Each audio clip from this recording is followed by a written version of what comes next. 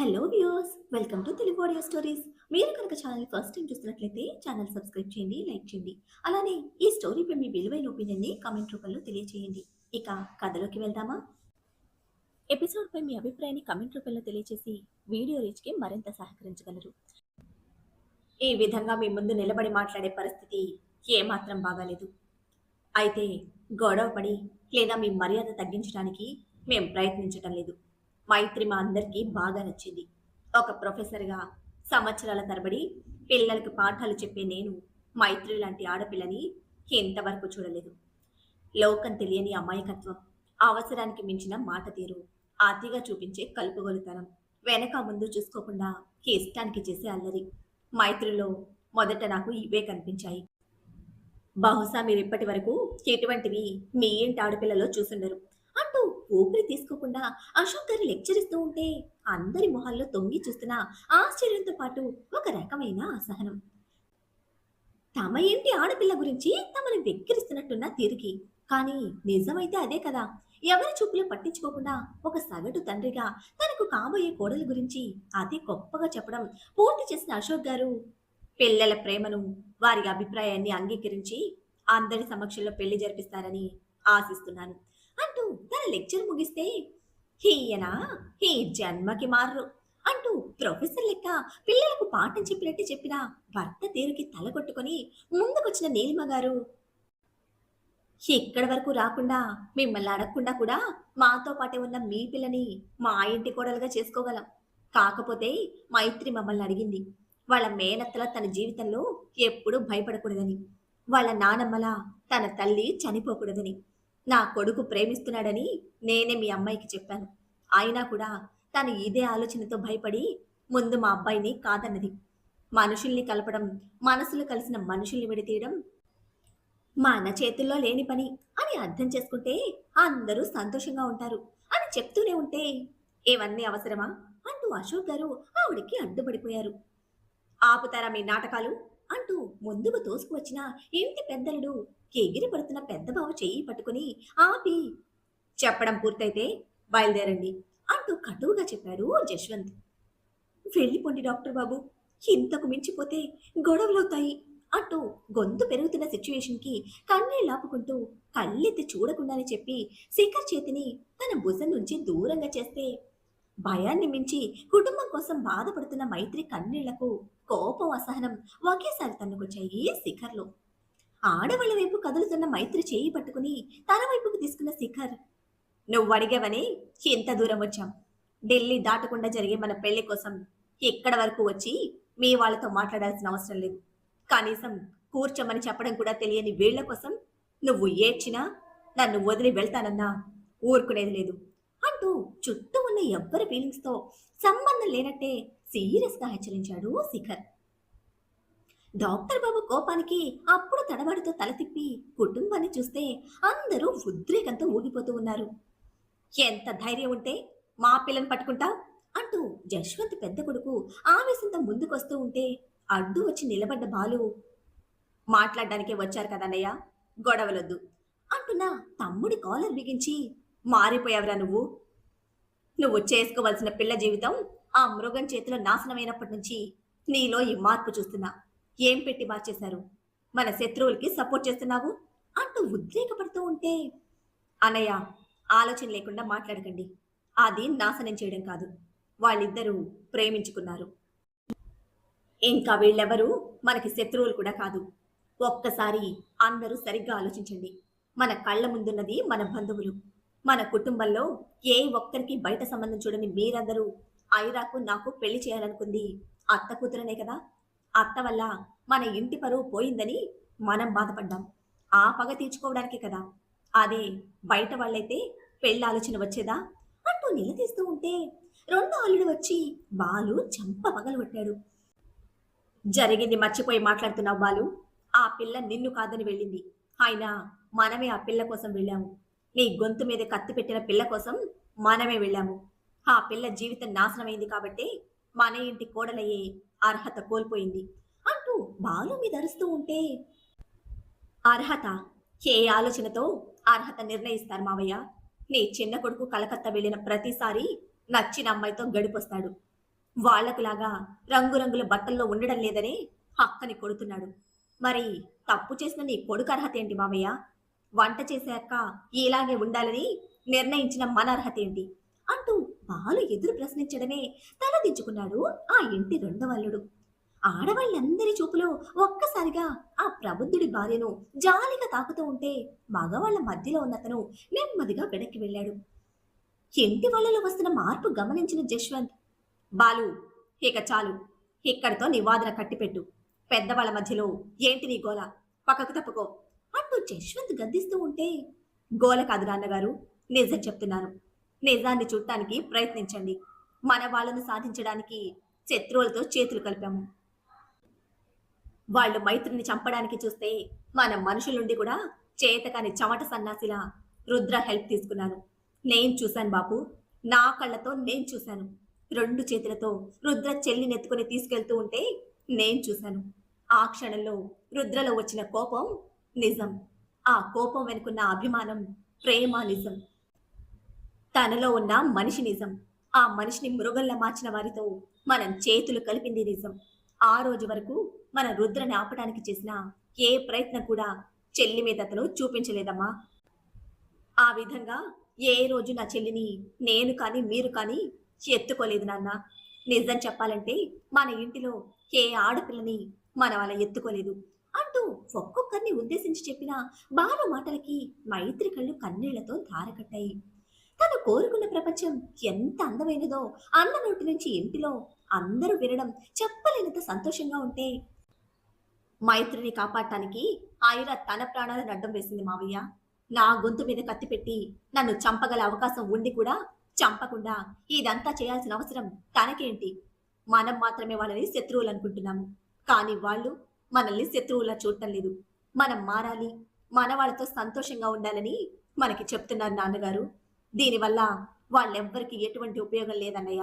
ఎందుకంటే వాళ్ళంతా ఎప్పుడూ సంతోషంగానే ఉన్నారు. దయచేసి అర్థం చేసుకోవడానికి ప్రయత్నించండి. తాతగారి నిర్ణయాలకు కట్టుబడి ఈ ఇంట్లో ఆడవాళ్లు మాత్రమే కాదు, మగవాళ్ళు కూడా ఉండడానికి ఇష్టపడటం లేదు. ఒక్కసారి ఈ 4 గోడలు దాటి బయటకు చూడండి, నిజాలు కనిపిస్తాయి అంటూ బాలు జ్వలిస్తున్న మనస్సాక్షితో ఎవ్వరికీ భయపడకుండా బయట పెడుతూ ఉంటే బాబు రక్తం మరిగిపోతోంది. విగ్రహాల్లో నిలబడ్డ అల్లుళ్లను, కొడుకును, బావ బామరులను రగులుతున్న ఆవేశంతో ఓసారి చూసి ముందుకు వచ్చిన బాపు మనవడి చెంప చెళ్ళు మనిపించడంతో ఆడవాళ్లంతా భయంతో ఉలికి పెడితే వాళ్ళందరూ బాపు కోపాన్ని అర్థం చేసుకుంటూ నెమ్మదిగా తలగిరించుకుంటూ ఉండగా, ఇది నా కుటుంబం. నా కుటుంబంలో నా వాళ్ళు ఎలా ఉండాలో నేనే శాసిస్తాను. కాదు అన్న ఏ ఒక్కరూ నా కుటుంబంలో ఉండాల్సిన అవసరం లేదు. పో బయటికి అంటూ బాలు మెడ బిగించి ముసలి శరీరంలోని శక్తినంతా కూడా తీసినట్టే బలంగా గుమ్మం వైపుకి తోసేశారు. 2 అడుగులు ముందుకు వెళ్లిన బాలు తిరిగి కుటుంబం మొత్తాన్ని చూస్తే ఒక్కరూ కిమ్మనలేదు. మీ కోపానికి గడప దాటితే సాయంత్రానికి ఇంట్లోకి వస్తాను తాతగారు, కానీ మిమ్మల్ని కాదని గడప దాటితే ఎప్పటికీ వెనక్కి రారు అంటూ అందరిని చూస్తూ చెప్పి గడప దాటి వెళ్ళిపోయాడు బాలు. ముసలోడి మూర్ఖత్వంతో మాట మర్చిపోయినట్టే అందరూ నిశ్శబ్దంలో మిగిలిపోతే ఇటువంటి పరిస్థితికి కారణమైన మైత్రి వసుధలను నిప్పులు కక్కుతున్నట్టే ఉరిమి చూస్తూ, జశ్వంత్, నా ఇంటి ఆడపిల్ల నా ఇంటి లోపలుండాలి, మిగతా వారంతా గడప బయట ఉండాలి, పంపించు బయటకి అంటూ శాసిస్తూ ఉంటే అప్పటి వరకు మౌనం వహించిన వసుధ గారు కళ్ళు తుడుచుకుంటూ ముందుకొచ్చి, అమ్మ చనిపోయినప్పుడైనా మీ అహంకారం తగ్గుతుందని ఆశపడ్డాను, కానీ మీరు ఎప్పటికీ మారరు. మీ కట్టెలో ఊపిరున్నంత వరకు మీ మూర్ఖత్వం చావదు అంటూ ఎత్తి చూపుతూ ఉంటే, వసుధ అంటూ ఇల్లంతా ప్రతిధ్వనించేలా మోగింది జశ్వంత్ గొంతు. బెదిరిపోయిన కౌముదిని దగ్గరగా ఉన్న ఐరా చేతిని పట్టుకుని, దయచేసి అందరినీ తీసుకుపో. ఈ ఆవేశాలు ఎక్కడి వరకు పోతాయో అర్థం కావటం లేదు. ఏ ఒక్కరికి కష్టం కలిగినా అందరం బాధపడాలి అంటూ అర్థిస్తూ ఉంటే, మీరు భయపడకండి అత్తయ్య. కొన్ని నిజాలు అర్థం చేసుకోవాలంటే ఆవేశం రగలాలి. ఎవ్వరికి ఏమీ కాదత్తయ్య. అనవసరంగా టెన్షన్ పడకండి. కనపడగానే కొట్టడానికి వచ్చిన వాళ్ళు ఈ రోజు నిలబడి మాట్లాడుతున్నారంటే ఎదుటి వాళ్ళ స్థాయి అర్థం చేసుకున్నారు. ఈ మార్పు పూర్తిగా రావాలి. మైత్రి పెళ్లి శిఖర్తో జరగాలి. ఎంత ఆవేశం రగిలినా మాటల వరకే ఉంటుంది. భయపడకండి అంటూ అర్థమయ్యేలా చెప్పి వాళ్ళతోనే నిలబడింది ఐరా. జశ్వంత్, నా భార్య మాట్లాడిన దాంట్లో తప్పు లేదు. ఆ పెద్ద మనిషిని అవమానించాలన్న ఆశ కూడా లేదు. ఏం చెప్పాలనుకుంటున్నావు? నీ కోపంతో, నీ ఆవేశంలోని అరుపులతో ఏం చెప్పాలనుకుంటున్నావు? అంటూ ప్రమోద్ గారు స్టాండ్ తీసుకునేసరికి సెగలు కక్కుతూ నిలిచిపోయాడు జశ్వంత్.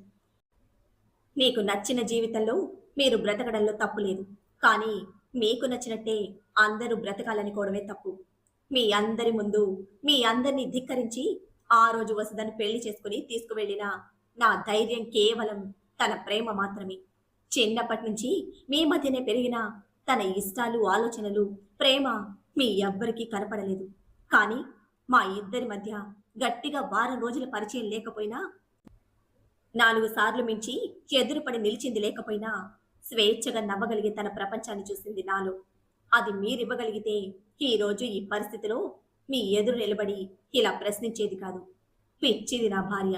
తను కోరుకున్న ప్రపంచం తన చుట్టూ ఉన్నా నా వాళ్ళు బావుండాలి, నా వాళ్ళు సంతోషంగా ఉండాలని ప్రతిరోజు తలుస్తూ మీ గురించి బాధపడింది. ఇక ఇది ఎప్పటికీ మారదనే బాధతోనే ఇప్పుడు నోరు తెరిచి మాట్లాడింది. నా చెయ్యి పట్టుకుని మీ ఇంటి గుమ్మం దాటిన నా భార్య చనిపోయిందని ఆ రోజు తలస్నానాలు చేసిన మీకు నా కూతుర్ని బంధించే అధికారం ఎవరిచ్చారు? కూతుర్నే కాదనుకున్న మీకు ఆ కూతురి రక్తం మీద పగెక్కడి నుంచి వచ్చింది? దీనిని మూర్ఖత్వం కాకుండా ఇంకేమని పిలుస్తారు? మీరు నమ్మిన సిద్ధాంతాలే కదా. వాటిని మీ అవసరానికి, మీ అహంకారానికి తుంగలో తొక్కినప్పుడు మీ నీతి నియమాలు ఎక్కడికి వెళ్ళాయి? అంటూ మొత్తం పట్టుకొచ్చి గట్టిగానే నిలదీశారు ప్రమోద్. నిజాలు నిప్పులాంటివంటారు. అటువంటి నిజాలు నెత్తి మీద కుంపటిలా రగులుతూ ఉంటే ఒక్కరి మొహంలో నెత్తుటి చుక్కలేదు. నానా, వీళ్ళకి ఎంత చెప్పినా అర్థం కాదు. ఆ ఓల్డ్ మ్యాన్ మాట కాదని తన ప్రపంచాన్ని మీతో నిర్మించుకున్న అమ్మ సంతోషం చూడలేక సాధించడానికే ఆ మనిషి చేసిన ప్లాన్ ఇది. ఎంత పెద్ద కుటుంబానికి ప్రాణం పోసిన ఆ మనిషి భార్య అన్ని సంవత్సరాలు బెడ్ మీద పెయిన్ తీసుకుంటూ ఉంటే అర్థం చేసుకోలేదు. ఆమె చనిపోతూ ఉంటే కనీసం కన్నీళ్లు కూడా పెట్టుకోలేదు. అటువంటి మనిషి నుంచి రిలేషన్స్, ఎమోషన్స్ ఎక్స్పెక్ట్ చేయడం మన పిచ్చితనం అవుతుంది. ఆ ఒక్క మనిషి వెనక మూర్ఖంగా పడి ఫాలో అవుతున్న వీళ్ళకి మనం ఎన్ని చెప్పినా అర్థం కాదు. అసలు నిజాలు చెప్పేసి మనం వెళ్ళిపోదాం. మైత్రి మేజర్. తనకి ఇష్టం లేకుండా తన ఒంటి మీద చెయ్యి పడినా కూడా ఫ్యామిలీ మొత్తాన్ని 5 ఏళ్ల పాటు కటకటాల వెనక కట్టేయడమే అంటూ బెదిరించినట్టే నిర్లక్ష్యంగా ఐరా ఫ్యామిలీ మొత్తాన్ని టార్గెట్ చేస్తూ ఉంటే అహంకారం ఒప్పక చేతిలోని కర్రను నేలకి కొట్టాడు బాబు. నవ్వుకుంటూ మేనత్త ముగ్గురికి ముద్దు పెట్టిన ఐరా తల్లి దగ్గరికి వస్తే అప్పటి వరకు సోఫాలో ఉంచిన తాంబూలం నీలిమ సులోచన గారు జాగ్రత్తగా అందరి మధ్యన ఉన్న చెక్క టీపై మీద పెడుతూ ఉంటే బామ్మ చెయ్యి పట్టుకుని బిక్కు బిక్కుమంటూ తోలు బొమ్మలాట చూస్తున్న బిగుసిపోయిన కావ్య నోరు తెరిస్తే ఒట్టు. ఇంత జరిగిన తర్వాత ఇంట్లో తన పరిస్థితి కన్నా తన వాళ్ళ పరిస్థితి తలచిన మైత్రి వణికిపోతూ ఉంటే, నువ్వు భయపడకమ్మా, నీ ఇష్టం దాటి ఏది ఇక్కడ జరగదు అంటూ మాటిచ్చినట్టు చెప్పిన ప్రమోద్ గారు మైత్రిని దగ్గరికి తీసుకుని, ప్రేమ కోసం పట్టు విడుపులు మాత్రమే మా తల్లిదండ్రుల నుంచి నేను నేర్చుకున్నాను. అది మీలో లేకపోవడం వల్లనే. ఒకటే కుటుంబం అనుకున్నా మీ మధ్య ఎన్నో రహస్యాలు మిగిలిపోయాయి. అన్నీ తెలుసున్నా మీ అందరి ముందు బయటపెట్టి మీ పరువు తీయడం మాకు ఏమాత్రం ఇష్టం లేదు. కాకపోతే ఒక్కటి, మైత్రి కోసం మీరు సెలెక్ట్ చేసిన అబ్బాయికి ఆల్రెడీ పెళ్ళయి ఒక పాపుంది. ఇప్పుడు ఆమె మళ్ళీ ప్రెగ్నెంట్. ఈ విషయం వాళ్ళమ్మకు తెలిసినా కానీ బయట పెట్టలేకపోయారు. ఇక అతను ఇండియా రావడానికి కూడా ఇష్టపడలేదు అని చెప్తూనే ప్రమోద్ గారు దుబాయ్ బావ మీద కళ్ళు నిలిపితే తలదించుకొని తన వాళ్ళ చాటును దాక్కుంటూ వెనక్కి వెళ్ళిపోయాడు వాడు కూడా. అతనిది తప్పని నేను చెప్పడం లేదు. చిన్నప్పటి నుంచి కలిసి పెరిగిన వాళ్ళ మధ్య పెళ్లి చేసుకునే ఆలోచన లేదు. అది మీకు చెప్పడానికి భయపడ్డాడు. అసలు అతను దుబాయ్ వెళ్ళిందే తనకు నచ్చిన అమ్మాయిని పెళ్లి చేసుకోవడానికి.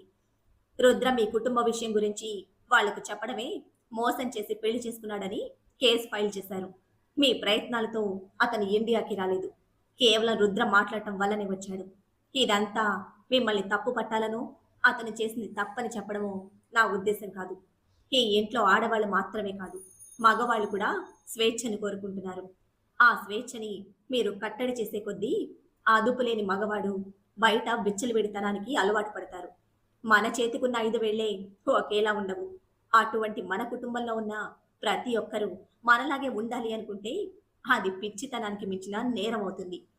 కేవలం తండ్రి స్థానంలో ఉన్న మీ మీద గౌరవంతో ఈ నేరాన్ని మీ వారసులు ప్రోత్సహిస్తున్నారు అంటూ ప్రమోద్ బాబు ముఖం మీద కొట్టినట్టు చెప్తూ ఉంటే కుటుంబాన్ని అంతా కలయ చూసిన బాబు కళ్ళు కొరివిలా రగిలిపోతూ ఉంటే వాటిలోకి సూటిగా చూడలేక తలలు దించేసిన అందరినీ చూస్తూ చేతి కర్రను విసిరికొట్టి సర్వం కోల్పోయిన వాడిలా అందరినీ చంపేసేలా చూస్తూ ఆ వయసుకు మించిన ఆవేశంతో మగమంద మొత్తాన్ని తోసుకుంటూ తన గదిలోకి వెళ్ళిపోతే క్షణాల పాటు ఎవ్వరిలోనూ కదలిక లేదు. ఎవరి తప్పు వాళ్ళకి తెలిసినా ఎవరు ఎవరితోనూ ఏ రోజు చెప్పుకొని తప్పులు అందరి ముందు ఒకేసారి బయటపడేసరికి గొంతు పెగలని అసహనంతో ఉండిపోయారు మొత్తం. తండ్రి తర్వాత ఆ ఆశయాలకు కట్టుబడి తన కుటుంబం అనుకున్న జశ్వంత్ మాత్రం పూర్తిగా కృంగిపోయారు. తండ్రి చేస్తుంది తప్పు ఒప్పు అనే ఆలోచన లేకుండా ఈ రోజు వరకు ఆ తండ్రి మాట జవదాటకుండా మసులుకున్న జశ్వంత్ ఓడిపోయినట్టు భారంగా కదులుతూ మీరనుకున్నది సాధించారు కదా, ఇక వెళ్ళండి అంటూ అందరినీ ఉద్దేశించి చేతులు జోడించిన యశ్వంత్తో ఇంకా పూర్తి కాలేదు అంటూ అయినా నోరు తెరవడమే వద్దు అంటూ తన చేయి పట్టి ఆపిన ప్రమోద్ మన అనుకున్నాం కాబట్టి మనకు తెలిసిన నిజాలు మన వారికి తెలియజేశాం. ఇక నిర్ణయం వాళ్ళది. అర్థం చేసుకుంటే అందరి మధ్య పెళ్లి జరుగుతుంది అంటూ వసుధ గారిని చూశారు. ఎడతెరిపి లేకుండా కన్నీళ్లతో ఉండిపోయిన మైత్రి కళ్ళు తుడుస్తూ ఏడవకు, ఆడపిల్లేడిస్తే ఇంటికి మంచిది కాదు, అంతా నువ్వు కోరుకున్నట్టే జరుగుతుంది అంటూ ధైర్యం చెప్పి అన్న పక్కకు తీసుకెళ్లి నిలబడితే అప్పటి వరకు మేనమామ చేతులు బిగించి పట్టుకున్న మైత్రి తండ్రి పక్కకు చేరడమే అడుగు దూరం నిలిచింది. ఆ ఒక్క అడుగు చాలు రెండు ప్రపంచాల మధ్య ఎంత తేడా ఉందో తెలుసుకోవడానికి. కుటుంబాన్నంతా ఓసారి చూసి వెళ్ళొస్తాను అంటూ చెప్పిన వసుధ భర్తను చూస్తే ఐరన్ తీసుకుని కదిలారు ప్రమోద్. చివరిగా ఒక్క మాట బాబు, ఆడపిల్ల ఇష్టంతో చేసేదే కాపురం అవుతుంది. మీరు బలవంతంగా చేసిన పెళ్లికి వాళ్ళ మధ్య నడిచే బంధానికి మరొక పేరుంటుంది. కట్టుబాట్ల మధ్య పెరిగిన వాళ్ళు కదా, మీకంత వివరంగా వేడమర్చి చెప్పాల్సిన అవసరం లేదనుకుంటున్నా. అటువంటి పెళ్లి చేయడం కన్నా ఆ పిల్లకు ఎంత విషం ఇచ్చి చంపేయడం మంచిది అంటూ అప్పటి వరకు ఉగ్గబట్టుకున్న తన ఉద్దేశం కుండ బద్దలు కొట్టినట్టు చెప్పిన దమయంతి మనవరాలతో సహా బయటకు వెళ్ళిపోతే తండ్రి పక్కనే ఉన్న కదలటానికి కూడా భయపడుతున్న మైత్రి మీదే కళ్ళు నిలిపి భయపడద్దు, నవ్వటం మర్చిపోవద్దు, పట్టిల సౌండ్ వినిపించేలా పరుగులు పెట్టు అంటూ దగ్గర గంట వచ్చి చెప్పి నుదుటి మీద ముద్దు పెట్టి అందరినీ చూసి వెళ్ళాడు శిఖర్. ఆ వెనకనే ఇంటి పెద్ద కోడలిగా కౌముదిని నుదుట కుంకుమ పెట్టి మా బంగారం ఉట్టి పిచ్చిది, లొడలొడ వాగడం తప్ప ఏమీ తెలియదు, కేవలం దాని సంతోషం కోసమే ఇంత సాహసం చేస్తున్నాము, ఎవరు ఏమీ అనుకోకుండా చూసుకోండి అంటూ నీలిమ గారు చేతులు పట్టుకుని అర్థిస్తూ ఉంటే అందరికీ చెంప పెట్టిలా తగిలింది నీలిమ గారి రిక్వెస్ట్. నిజంగా తమ ఇంటి పిల్లని తమ ఇంట్లో వదిలి వెళ్ళడానికి భయపడుతున్న వాళ్ళ ప్రేమ చెప్పుతో కొట్టినట్టే ఉంటే ఇక మైత్రి పక్కన నిలవలేక సిగ్గుతో చితికిపోతూ కన్నీళ్లు పెట్టుకుంటున్న భార్యను చూసి అక్కడి నుంచి వెళ్ళిపోయారు జశ్వంత్. తండ్రి కదలడమే మైత్రి తల్లి దగ్గరికి పరుగులు పెడితే సిగ్గుగా అనిపించిందో లేదా తమకు అవసరం లేదు అనిపించిందో తెలియదు కానీ ఒక్కొక్కరిగా మగవాళ్ళంతా అక్కడి నుంచి వెళ్ళిపోతే మైత్రిని చుట్టుకొని గొళ్ళమన్నారు ఆడవాళ్లంతా. ఢిల్లీ ఎయిర్పోర్ట్ లో దిగే వరకు రుద్ర సిద్ధార్థ్ మధ్య మాటలు లేవు. కారులో వెయిట్ చేస్తున్న డ్రైవర్ రుద్ర కాల్ చేయడమే ఎయిర్పోర్ట్ ఎంట్రన్స్ ముందు వాలిపోతే ఊహించని విధంగా సిద్ధార్థ్ కోసం డోర్ ఓపెన్ చేశాడు రుద్ర.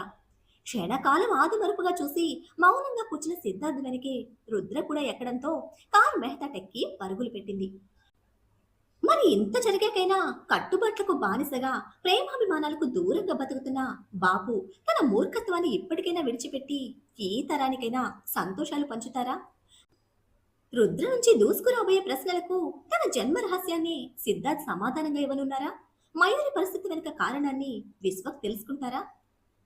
ఏం జరుగుతుందో తెలియాలంటే నెక్స్ట్ ఎపిసోడ్ ని ఫాలో చేయండి. అలానే ఈ ఎపిసోడ్ ని లైక్ చేయడం మాత్రం మర్చిపోకండి. Bye friends.